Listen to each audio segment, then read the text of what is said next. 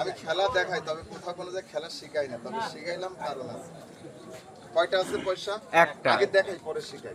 আচ্ছা মানে আগে শিখালে ইন্টারেস্ট পাবেন না। আচ্ছা ছোট ভাই তুমি আসো, তাহলে তোমার দিয়ে দেখাই ভালো হবে। যাও তো। এই পয়সা।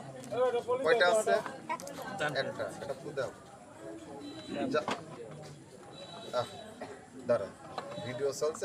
এইভাবে এত ইজি ভাবে দেখাইতে গেলে আর জ্বর দরকার নেই। আচ্ছা এরকম ধরবেন, যাও হা করো, হা করো, ঢোক গেল।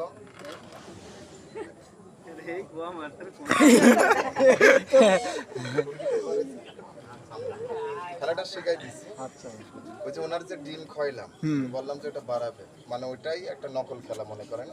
মানে এটা যদি শিখে ফেলেন তাহলে ওইটাও বুঝতে পারবেন না। এরকম উনি তো হা করছিল, খাইছে, উনিও কিন্তু অ্যাক্টিং করেছিল, উনি কিন্তু খায়নি। ওরে কাছে ডিম খানি হয় না, মানে সেটাই বুঝাচ্ছি আর কি, জাদু কোনো জিনিস নাই, সবই চোখে ধাঁধা।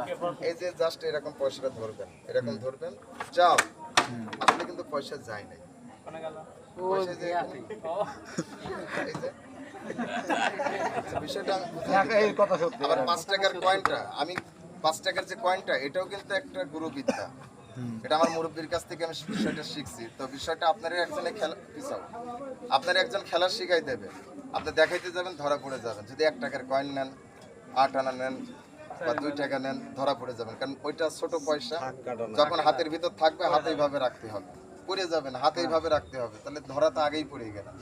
আর 5 টাকার কয়েনটা নেওয়ার উদ্দেশ্য, হাতটা কি অনেকটা কি শার্ট করতে পারবেন, তাহলে আর তখন তো মানুষের নজর থাকবে এই হাতের দিকে, এই দিক তো কোনো ইয়েই থাকবে না। এটা তো আমার পেটের দিকে আছে, এটা মাথায় ঢুকান আর যেখানে ঢুকান। এটা দুষ্টুমি করছে, ওটা করার দরকার নাই।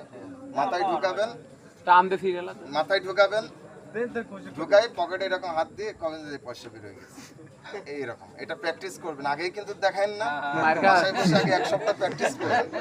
1 সপ্তাহ প্র্যাকটিস করার পর তারপরে এটা আপনি চালাবেন, দেখবেন হয়ে গেছে।